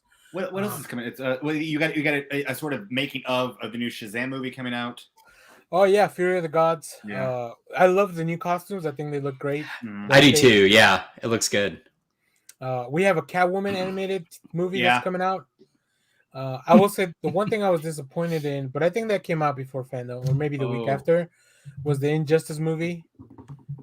I didn't like that movie. Oh, wait! A DC property Daniel doesn't like? I know, very disappointed.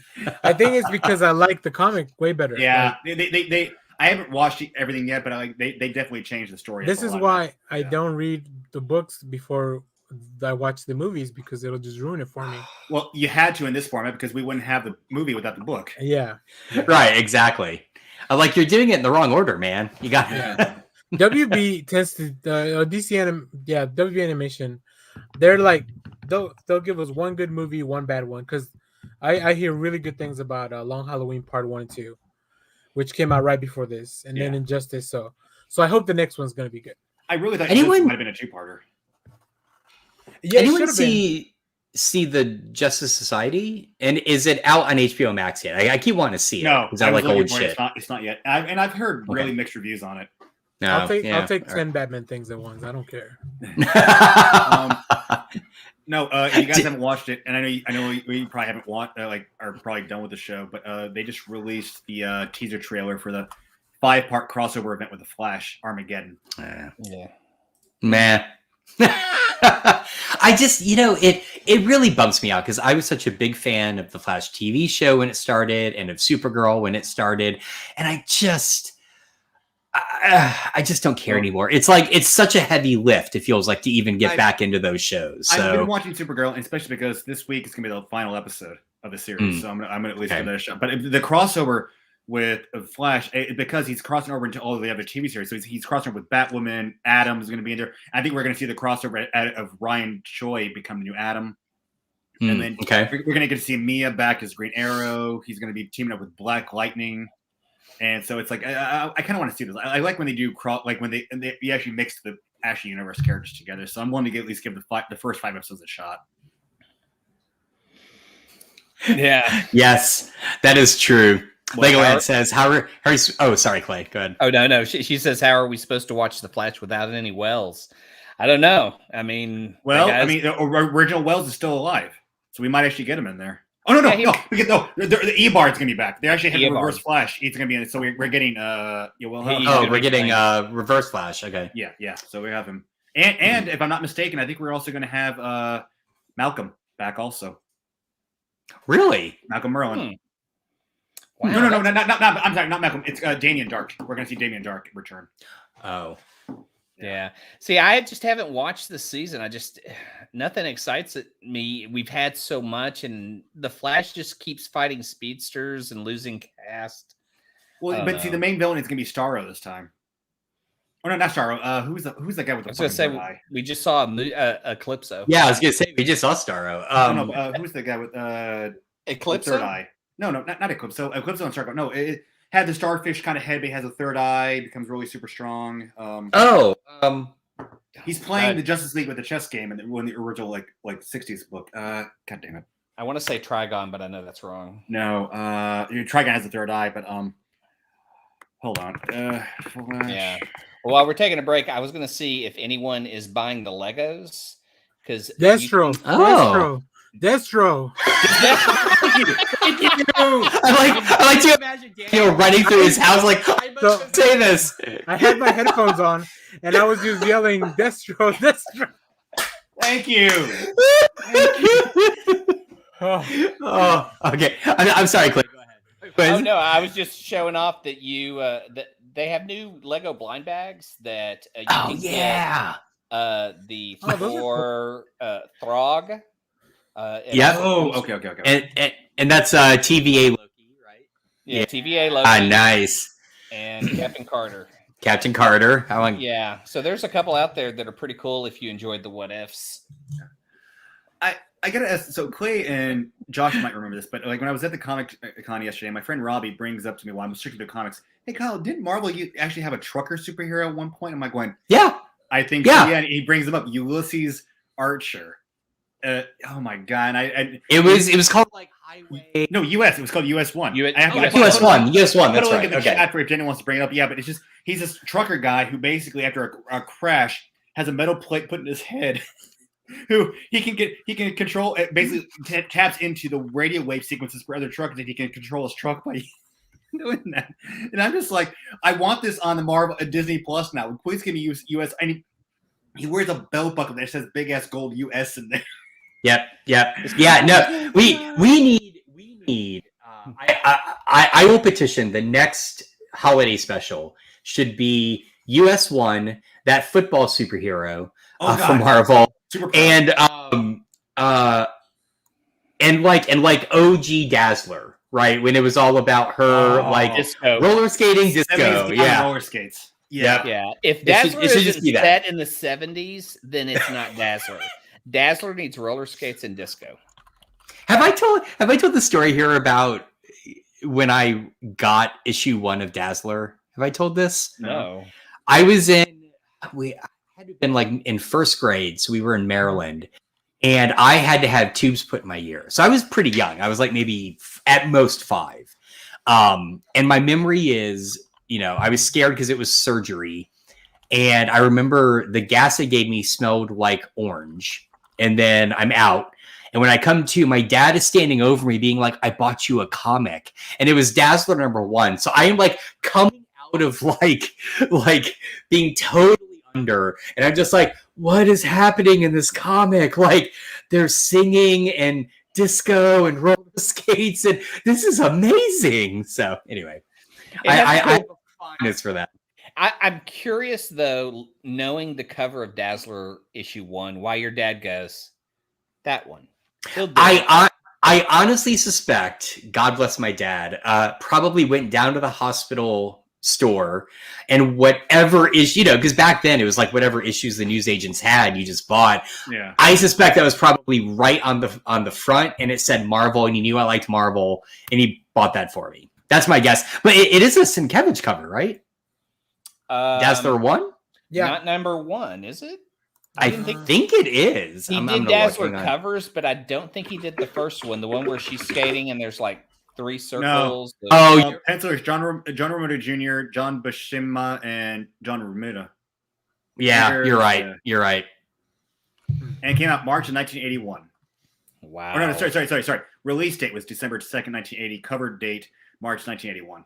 That makes sense. So I would have been, I was 5. I hadn't yet turned 6. So jeez. Yeah, now you guys know my age. Damn it.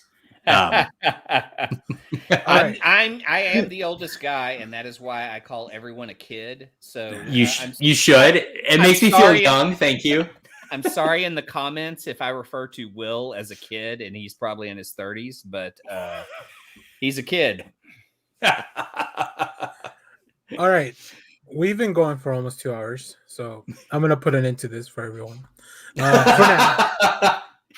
This is when Daniel gets his gun out. I'm putting it into this now. Oh shit! We've had enough. I think we're gonna wrap up here because we could probably go on for another 2 hours. So let's go on to some recommendations because there's some good stuff in the future. We'll figure out what we're doing. I don't know what we're doing next time we meet. So just stay tuned to our Twitter. In the meanwhile, we will have some advanced comic reviews from Boom, Scout Comics, and Image Comics. Some good stuff. Also, I didn't bring it up, but the new Reckless book slaps. I think Destroy All Monsters, I think it's called. Yeah, those are really good. So, what is it? What? I said it's ripping off Godzilla. It's the name of a Godzilla film, Destroy All Monsters. Oh, okay. Maybe Brubaker may be a Godzilla fan. So let's go to recommendations, and I can start while you guys get ready or caught up or whatever. I didn't give you a heads up, so no, I'm good. Okay. I got mine in there. Yeah. All right. I'll just pull mine from my stuff. I will start with. I really want people to watch The Harder They Fall. Yeah. It's just a cool movie. So I'm gonna go with that. And I was gonna share an image, but whatever. My other pick is Venom #1 coming out this week by Al Ewing, Ram V, Brian Hitch on art, which I'm kind of hit or miss at the moment. So we'll see. But Josh, what do you have? I have. Hang on, I'm adding The Harder They Fall to my Betterbox queue. So I have. It's actually kind of spinning off a rec I had a while ago.